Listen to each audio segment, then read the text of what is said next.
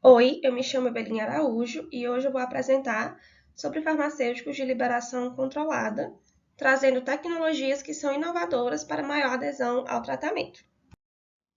O que são medicamentos de liberação prolongada? São formulações farmacêuticas destinadas a liberar medicamentos em uma taxa que seja pré-determinada e de forma contínua, para que com isso seja possível manter níveis terapêuticos do corpo por um período de tempo mais prolongado. Esses medicamentos, eles foram pensados para solucionar um grande problema da prática clínica, que é a adesão a alguns tratamentos por parte dos pacientes. Alguns pacientes, eles precisam fazer terapias que são de longa duração e que também têm esquemas posológicos complexos. A pessoa precisa ingerir muitos comprimidos durante o dia, em algumas situações precisam fazer uso de medicamentos que são injetáveis, então tem que se deslocar até uma clínica, ou um hospital, ou precisa ter um profissional da saúde que seja especializado para aplicar aquele tratamento. E tudo isso são dificuldades que os pacientes se enfrentam para então aderir ao tratamento. Outra dificuldade também em relação a isso são os efeitos adversos que são causados por picos de concentração.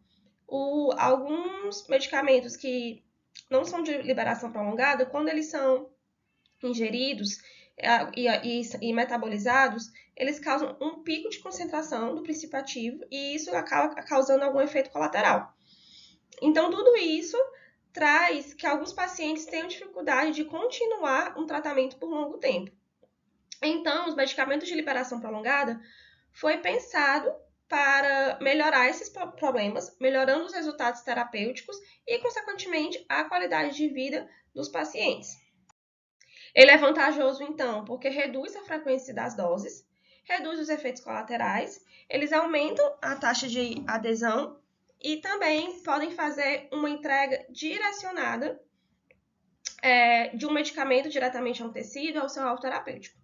As principais aplicações desse tipo de medicamento é para doenças como hipertensão, diabetes, algumas doenças neuronais, neurológicas, como a depressão. Isso porque esses tipos de doença, ou o paciente precisa fazer uso de uma terapia por muitos dias, por um período muito longo, ou até mesmo durante toda a vida. E as tecnologias que são utilizadas para a liberação prolongada são infinitas, tem muitos tipos de tecnologias. A gente vai falar aqui sobre algumas tecnologias usadas para administração em sistemas orais, transdérmicos implantáveis. Vamos falar de nanotecnologia, microcápsulas, hidrogéis, que são aplicados nesse tipo de medicamento, e também sobre alguns sistemas que são chamados de responsivos ou inteligentes. Começando então a falar das fórmulas farmacêuticas sólidas orais. Então, esse tipo de medicamento é o medicamento que ele é administrado por via oral e geralmente eles são projetados para modular a liberação do fármaco de forma que retarde ou prolongue a sua dissolução. Então, esse tipo de fármaco ele precisa ter uma fórmula farmacêutica que seja gastroresistente, precisa prolongar o seu efeito farmacológico e se tem a intenção desse tipo de fármaco que ele seja liberado em um sítio específico ou após um período de tempo específico. E quando se pensa em desenvolver uma fórmula farmacêutica sólida oral, tem que pensar no tipo de fórmula farmacêutica e no tipo de tecnologia que vai ser empregada para o desenvolvimento desse fármaco. Em relação às fórmulas farmacêuticas, a gente tem dois tipos de sistema, que é o sistema monolítico e o sistema multiparticulado, e pode ter uma variedade de tecnologias, sendo as principais os sistemas matriciais, os sistemas reservatórios e o sistema do tipo bomba osmótica.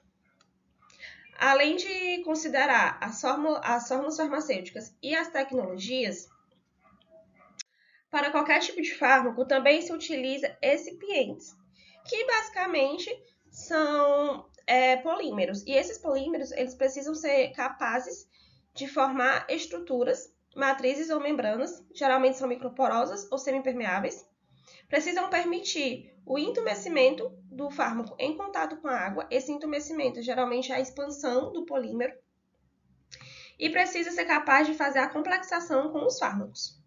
Aqui nessa tabela tem alguns materiais que são empregados como excipientes para prolongar a liberação dos fármacos sólidos orais.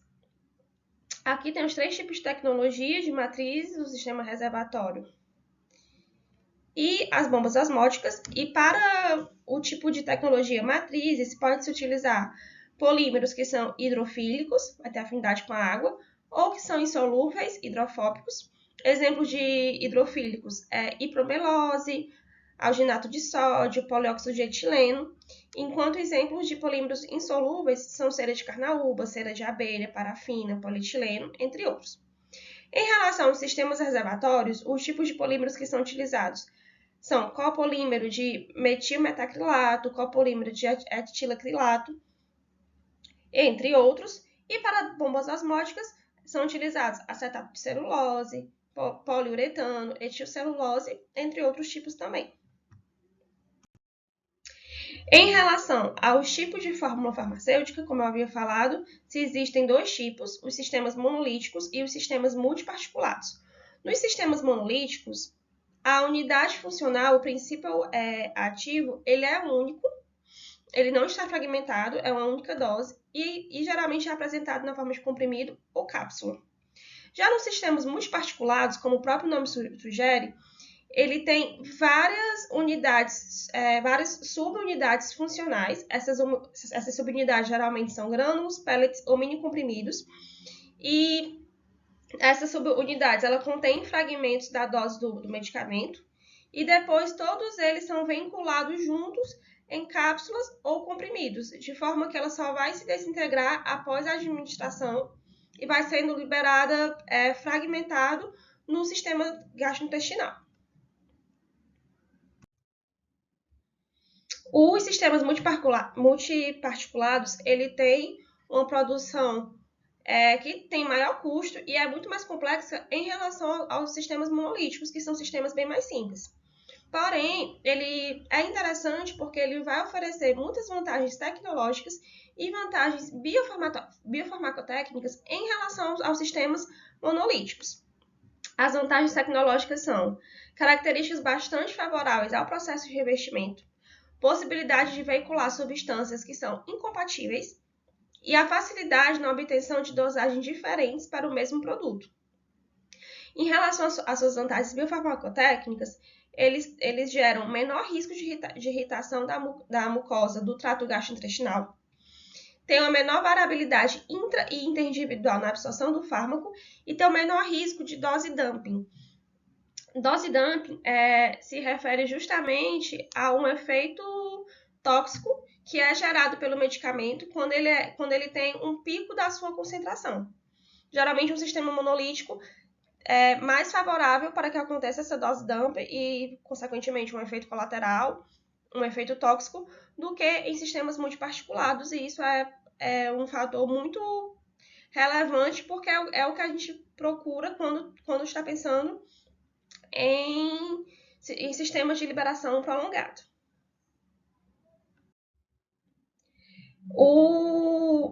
Os sistemas multiparticulados, eles são formados de subunidades e cada subunidade ela tem uma forma de ser fabricada e a partir disso ela tem uma propriedade tecnológica.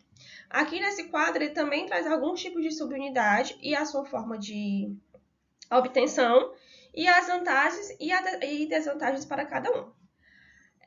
A subunidade, que é em forma de grânulos, que é obtido em leito fluidizado, ele traz vantagens como poucas etapas de produção, boa capacidade de incorporação de ativos e não há necessidade de equipamentos específicos para fazer esse tipo de tecnologia.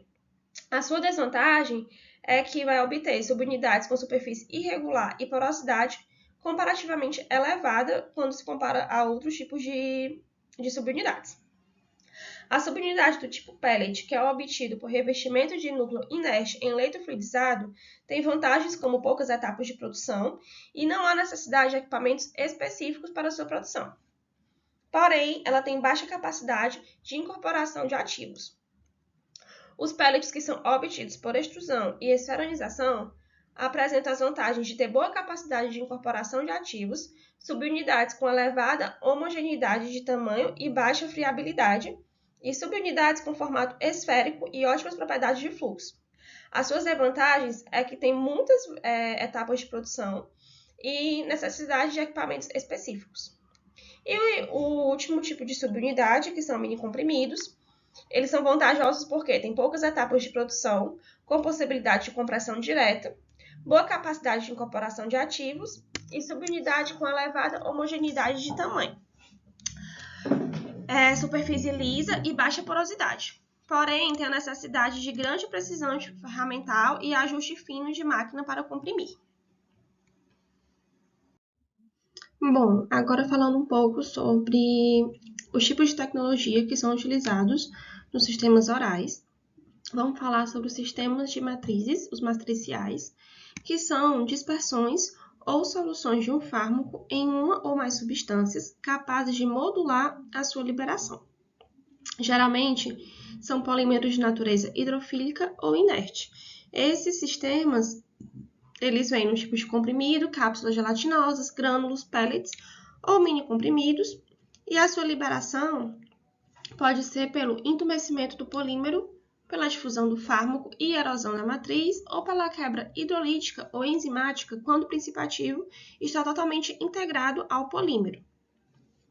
Aqui nessa imagem a gente tem um exemplo de matriz hidrofílica, que após o comprimido ser deglutido, a água vai penetrar na fórmula farmacêutica, fazendo com que esse polímero se expanda e pode ocorrer a difusão a partir disso, onde o princípio ativo ele é transportado do meio que ele está mais concentrado para o meio que ele está menos concentrado, ou então o polímero pode se expandir e erodir, liberando também o princípio ativo do fármaco.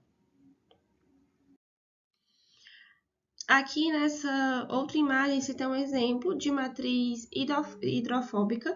Nesse tipo de matriz são utilizados polímeros que são insolúveis ou ceras e a liberação é dada unicamente por difusão.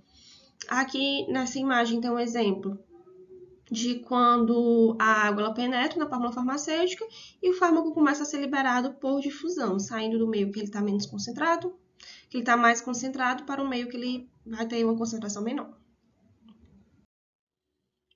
Outro tipo de tecnologia são os sistemas reservatórios. Nesse tipo de sistema, se tem um reservatório de fato, que é um núcleo que contém o fármaco, o princípio ativo, e esse núcleo ele é revestido por uma membrana polimérica. Essa membrana ela pode ser microporosa, pode apresentar poros ou não, e quando ela apresenta poros, o fármaco ele é eliminado por esses poros, e quando não, ele se difunde através do revestimento, através do polímero. E, por fim, a última tecnologia dos sistemas orais são as bombas osmóticas, que são sistemas que utilizam pressão osmótica para modular a liberação do fármaco.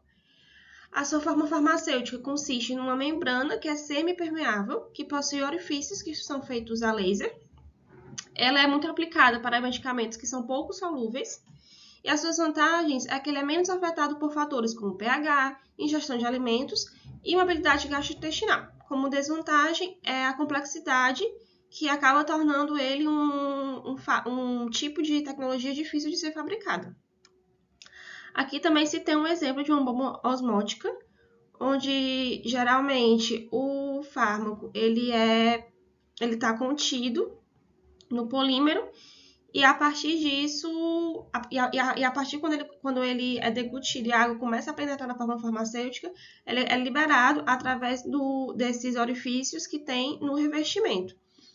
Nas bombas osmóticas também é comum utilizar alguns agentes osmóticos, como o cloreto de sódio, manitol, justamente para aumentar a pressão osmótica desse sistema e favorecer a liberação do fármaco.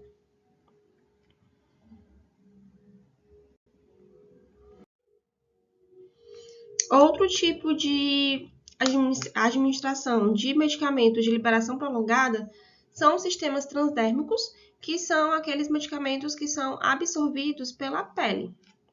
Eles são, então, dispositivos que são aplicados sobre a pele e vai liberar o medicamento de forma controlada. As suas formulações mais comuns são adesivos, cremes e géis. Aqui nessa apresentação eu foquei mais sobre os adesivos, que é a forma mais comum. Ele é muito utilizado em tratamentos para hipertensão, dor, enxaqueca, como método anticonceptivo, como reposição hormonal e também para casos onde a pessoa tem enjoos recorrentes. Ele é um sistema pensado para ser alternativo, né? Ele vai ser eficaz em fármacos que são mal absorvidos por via oral ou que têm uma via de metabolização muito extensa. E os fármacos, para utilizar os sistemas transdérmicos, eles devem ter algumas características, como baixo peso molecular, deve ser química e fisicamente estável, tem que ter a característica de ser metabolizado pela pele e devem ser fármacos que têm uma dose que necessita de uma dose diária baixa.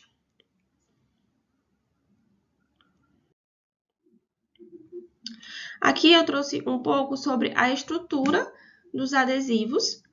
Ele é formado por várias camadas, sendo a primeira camada, que é chamada camada de suporte, que ela tem a função de proteger as demais camadas do sistema e ser impermeável.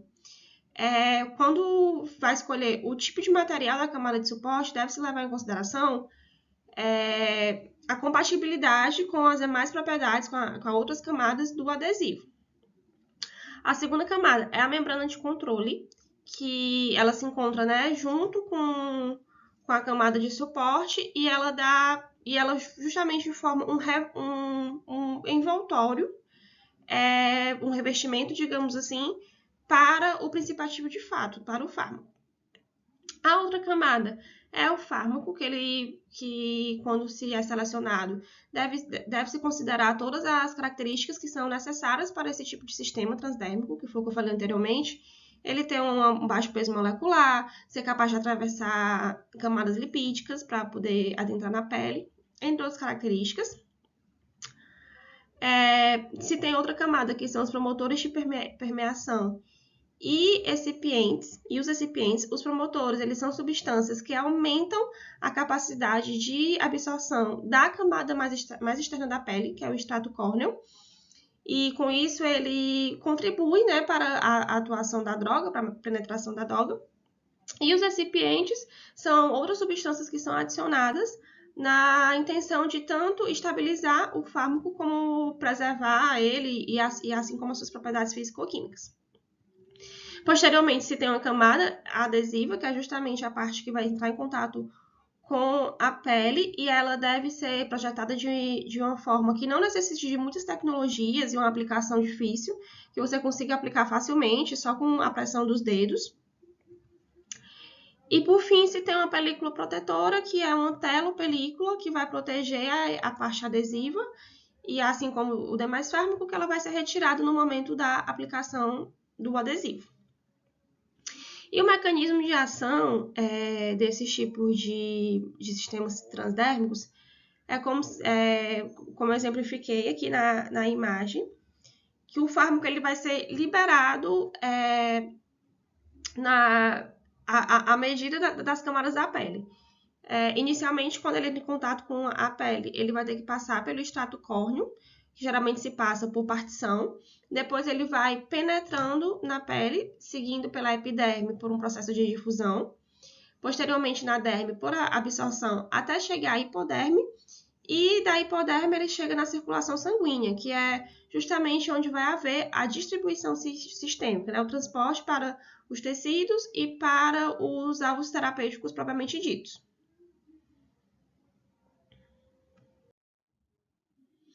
E a classificação dos sistemas transdérmicos, eles podem ser do tipo reservatório, matriciais e podem ser utilizados microagulhas nesse tipo de sistema.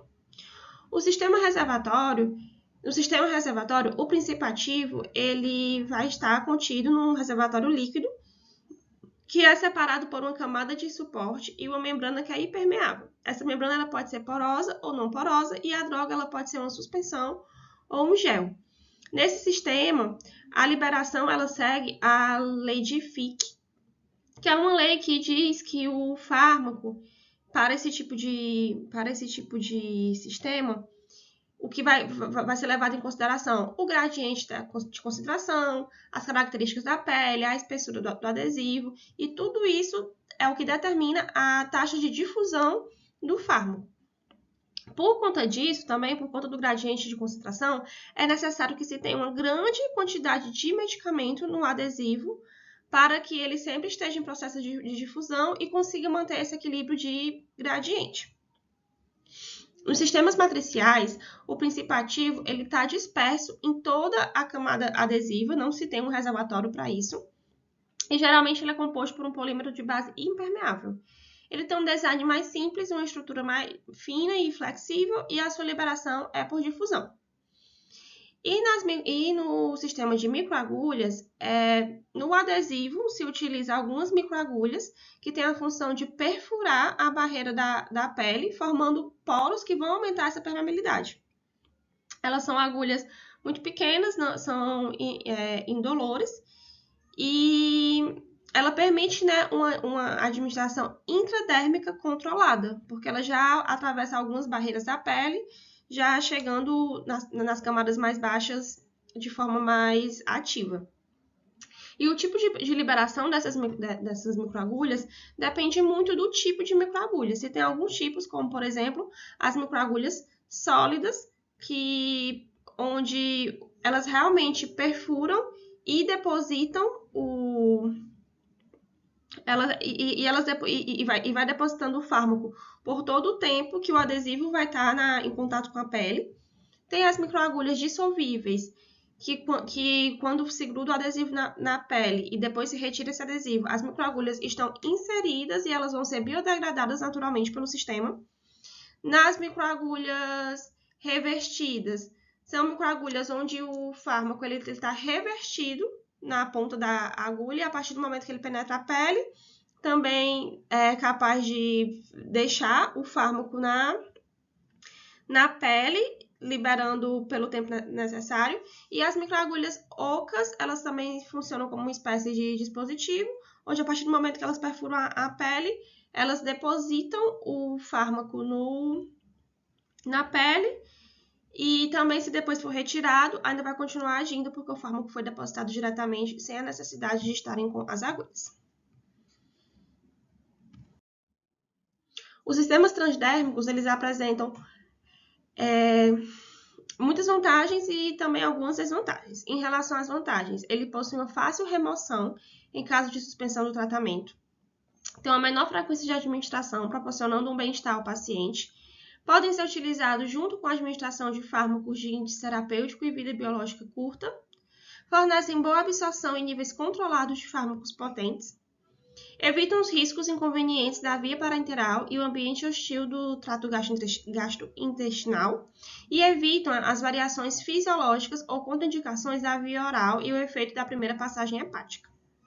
Já em relação às desvantagens, é que o uso de medicamentos sólidos, como esteroides, por exemplo, tem grande chance de cristalização durante o armazenamento, levando até ao polimorfismo. Essas reações vão afetar, então, a estabilidade, a solubilidade e biodisponibilidade, gerando uma ineficiência do adesivo e afetando até mesmo a sua segurança. A pele ela é uma barreira muito eficaz. Assim, apenas medicamentos que são constituídos por pequenas moléculas conseguem ser inseridos nesse adesivo. Deve ter uma solubilidade aquosa e lipídica suficiente, precisa ter um log-P específico entre 1 e 3, para que o permeado seja capaz de atravessar a barreira subcutânea e as camadas aquosas subjacentes.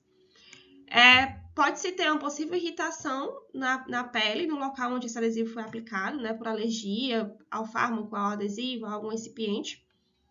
Limitação de tipos de fármacos utilizados pela baixa permeabilidade cutânea e custos elevados de produção. Outro tipo de administração, também muito utilizada no sistema de liberação prolongada, são os tipos de implante, os sistemas implantáveis. Eles consistem em dispositivos que são aplicados cirurgicamente dentro do tecido do paciente para introduzir uma substância terapêutica. E com isso ele vai melhorar a eficácia, a segurança, a taxa, o tempo e o local de liberação do medicamento. As vantagens desses tipos de sistemas são a distribuição precisa do fármaco no tecido-alvo, sem preocupações com biodisponibilidade e metabolismo de primeira passagem, o que permite a redução da dose ativa, minimização dos efeitos colaterais devido às menores concentrações sistêmicas da substância ativa e ausência do risco de administração incorreta do fármaco, administração prolongada e controlada pela dose do fármaco, o que torna a terapia independente da adesão do paciente.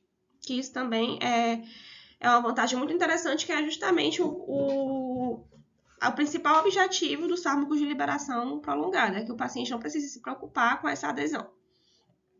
E por conta de ser muito vantajoso, ele tem aplicações na ortopedia, odontológica, cardiovascular, ocular, cerebral, entre vários outros, uma infinidade de aplicações.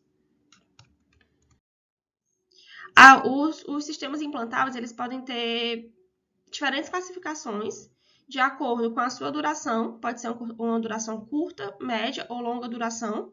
A duração curta é um tempo de 1 a 3 meses, a média de 1 a 6 meses e de longa duração é de 1 ano ou mais.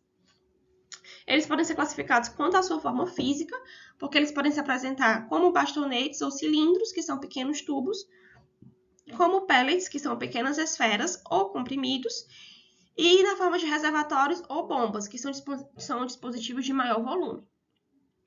Em relação ao material, eles podem ser de titânio ou aço inoxidável, que é o material aplicado na bomba ativa.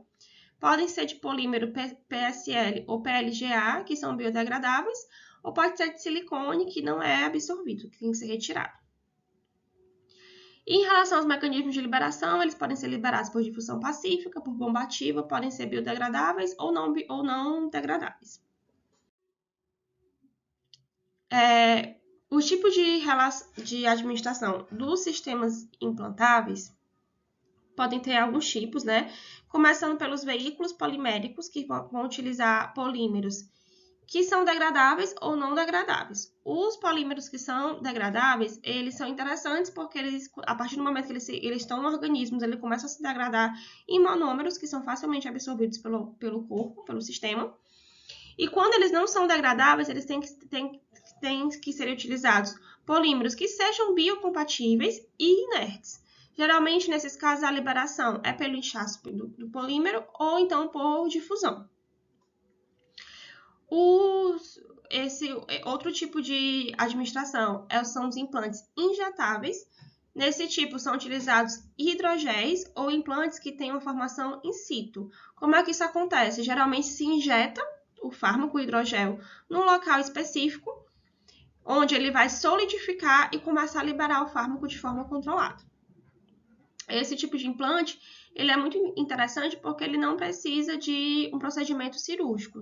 É só uma injeção e depois você não precisa ter que submeter nenhuma cirurgia para implementar, nem depois para retirar o fármaco. Tem os revestimentos que são liberadores de fármacos, que o material implantado é não degradável e vai ser revestido com o fármaco. As vantagens é que tem uma proteção do fármaco contra a degradação enzimática e tem uma liberação que é sustentada. E a liberação, ela geralmente vai ocorrer por degradação do polímero, pela troca iônica ou por uma pressão osmótica. O outro tipo de administração são os sistemas nanoporosos, que vai utilizar materiais que são nanoporosos inorgânicos, nanotubos de titânio, sílica porosa, nanotubos de carbono. Esses sistemas, eles são muito interessantes porque ele dá uma estabilidade química, térmica, física ao fármaco. E ele também é muito interessante porque ele pode ser totalmente adaptado quanto ao comprimento, ao diâmetro dos poros, ao tipo de entrega que quer fazer, ao sistema. Então, você consegue adaptar o fármaco a partir de nanotecnologia para as necessidades do paciente, que é também uma das principais intenções, principais objetivos dos sistemas de liberação prolongada. E como eu já estava falando um pouco de nanotecnologia, agora a gente vai falar em geral sobre nanotecnologia farmacêutica. A nanotecnologia, em geral, hoje é uma tecnologia que é muito utilizada para vários ramos e não seria diferente no ramo da farmácia. E a nanotecnologia em farmácia, ela é o desenvolvimento, caracterização e aplicação de sistemas em escala nanométrica, que seria de 1 a 100 nanômetros. As características de nanotecnologia é proporcionar ao fármaco sua liberação controlada, entrega um receptor específico e manter as concentrações plasmáticas por um período controlado de tempo. Para isso, para que essas características sejam possíveis, se utilizam nanocarreadores, que são veículos transportadores de fármacos que vão possuir a capacidade de encapsular grandes concentrações de fármacos e controlar o tempo de degradação do fármaco no tecido ou célula-alvo.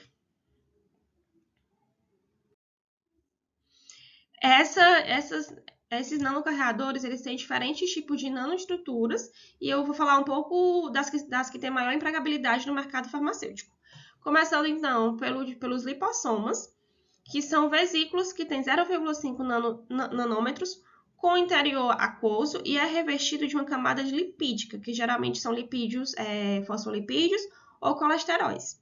E por conta disso, podem apresentar uma carga superficial, positiva ou negativa, ou uma carga neutra. A sua função é fazer o encapsulamento de compostos hidrofílicos, hidrofóbicos e anfifílicos, e com isso eles conseguem melhorar a farmacotécnica e proteger o fármaco contra a atividade de enzimas. A vantagem desse tipo de nanoestrutura é que ela tem uma baixa citotoxicidade, uma boa biocompatibilidade, protege de degradação, tem a liberação prolongada, e também é possível fazer a modificação da superfície com antígenos e anticorpos, também tornando o fármaco de entrega direcionada. Outro tipo de nanoestrutura são as nanopartículas poliméricas, que são divididas em nanocápsulas ou nanoesferas. As nanocápsulas é um sistema reservatório, onde tem um interior oleoso que é envolvido por uma monocamada polimérica. Então, com esse tipo de reservatório, ele vai ter um núcleo que vai ser isolado do meio externo, e isso é interessante para fazer a encapsulação de substâncias que são hidrofóbicas, que não vão ter afinidade pela água.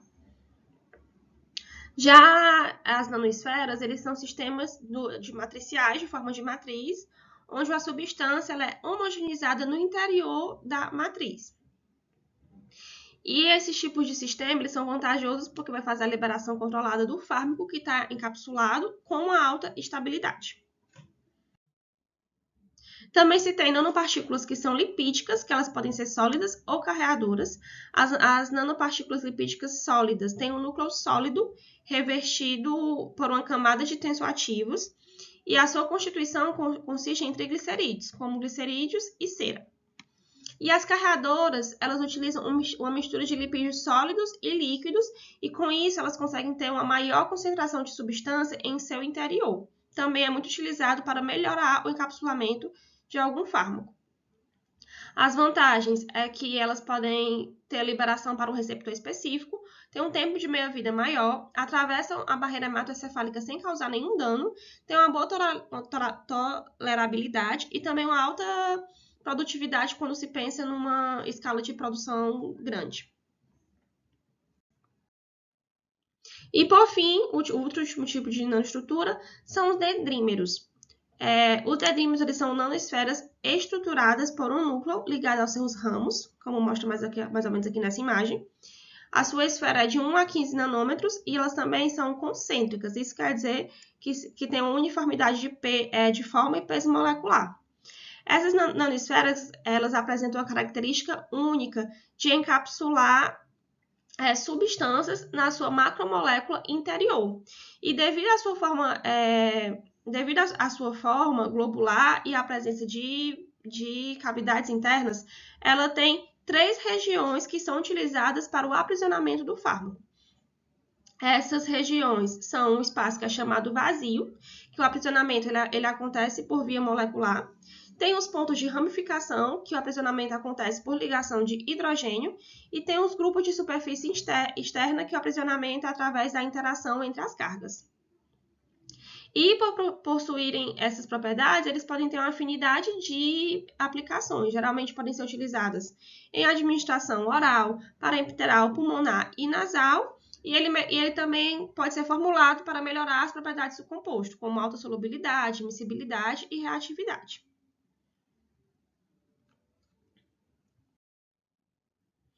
Outra tecnologia muito utilizada de forma geral são as microcápsulas, que são partículas de tamanho micrométrico, que podem ser empregadas para armazenar produtos químicos em seu interior, formando um reservatório, que é envolto por um revestimento polimérico.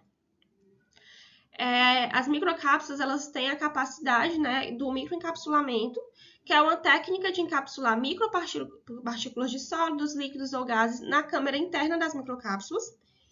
E isso é muito interessante porque vai permitir muitas aplicações.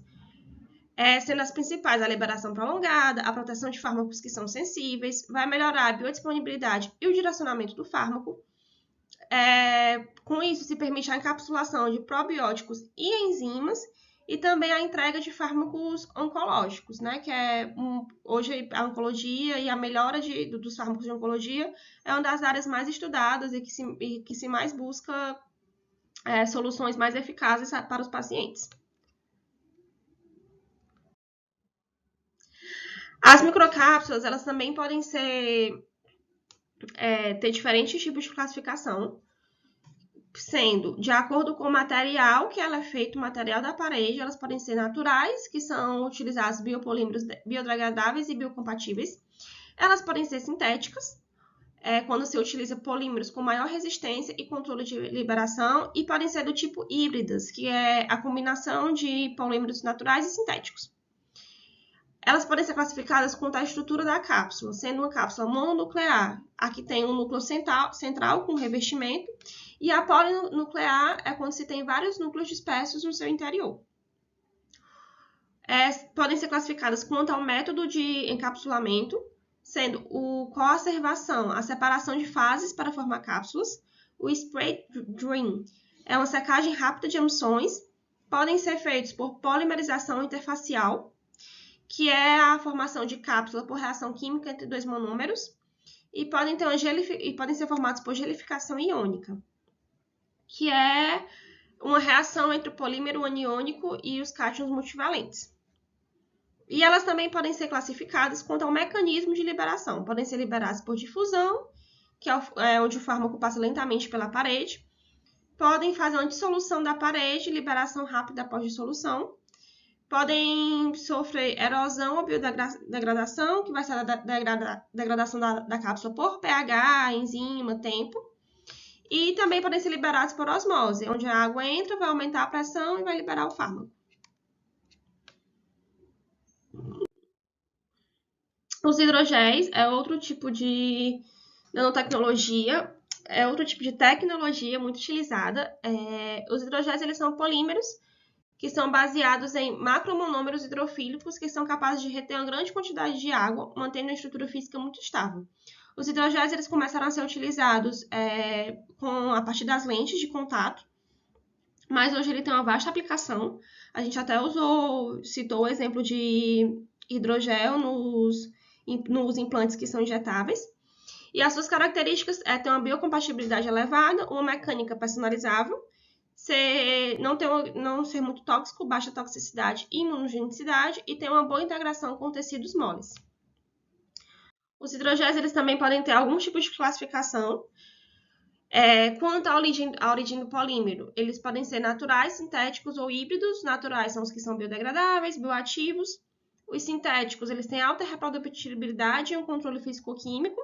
E os híbridos, eles vai combinar a estabilidade com a biocompatibilidade. Quanto ao tipo de reticulação, eles podem ser físico, que é quando eles têm ligações que podem ser reversíveis, como ligações fracas, que são sensíveis a pH, a temperatura. E a química, eles têm ligações que são mais permanentes, é mais estável, resistente, com ligações covalentes.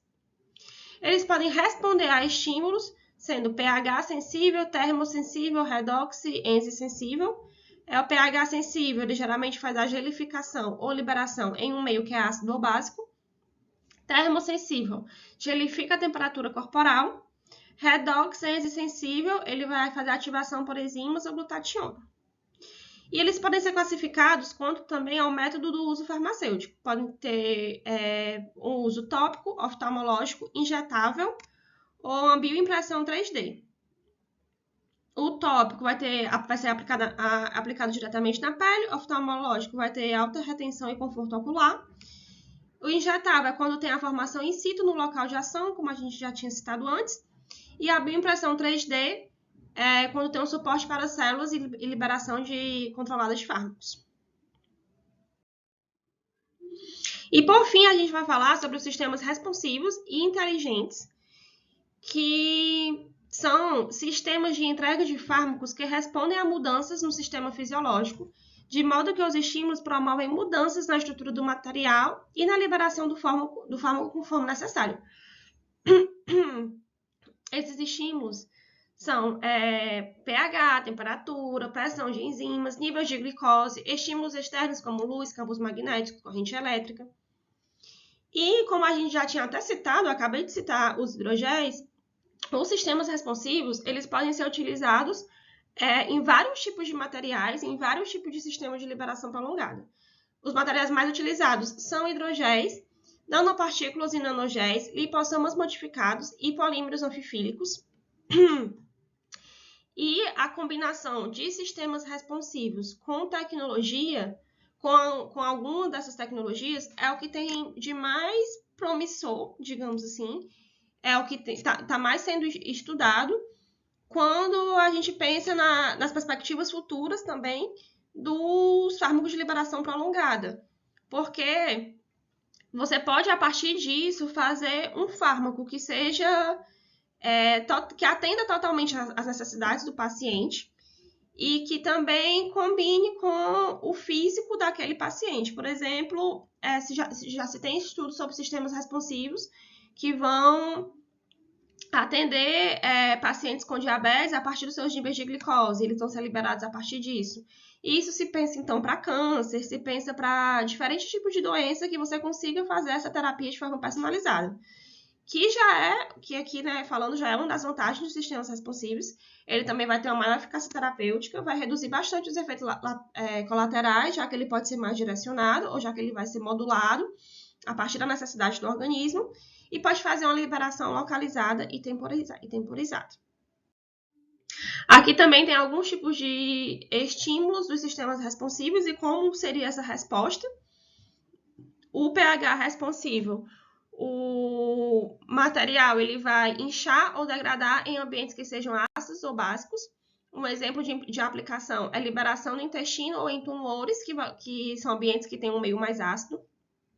Ele vai poder ser termosensível, que vai gelificar ou fazer a dissolução a 37 graus Celsius, que seria a temperatura corporal. Um exemplo de aplicação é injetáveis de ação prolongada, que vai começar a sua ação a partir do momento que entra em contato com a pele, que vai ser injetado na pele. Podem responder a estímulos enzimáticos, vai ser degradado por enzimas específicas. Um exemplo de aplicação seria a terapia localizada em inflamações ou tumores. Ele pode ser glicose responsível, que reage a variações de glicose no sangue, como eu tinha falado, né, tratamento de diabetes, fazendo sistemas de insulina que sejam inteligentes. Ele pode ser redox responsivo, que vai reagir à concentração de glutationa ou radicais livres. A sua aplicação é em liberação intracelular de quimioterápicos. Ele pode ser fotossensível, o seu estímulo vai ser a luz. Liberação controlada de luz UV, o NR, que é utilizado para tratamentos localizados em dermatologia ou oncologia.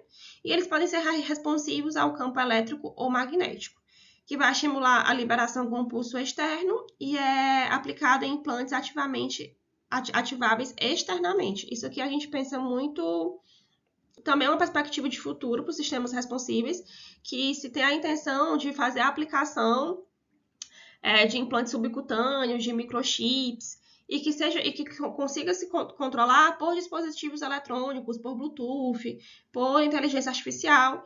Então, digamos que é um sistema que está fora do paciente, um estímulo, né, que não é fisiológico. Esse tipo de fármaco ainda está em pesquisa, mas já tem, né, ideias de desenvolvimento com esse tipo de estímulo. E como é que a gente faz para escolher a tecnologia que seja ideal? Isso vai depender principalmente das propriedades do fármaco.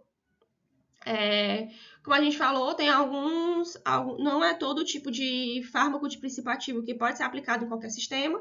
Então, eu acredito que isso seja a principal característica, é você estudar aquele tipo de fármaco, esse tipo de princípio ativo, essas características, para ver onde melhor ele se aplicaria.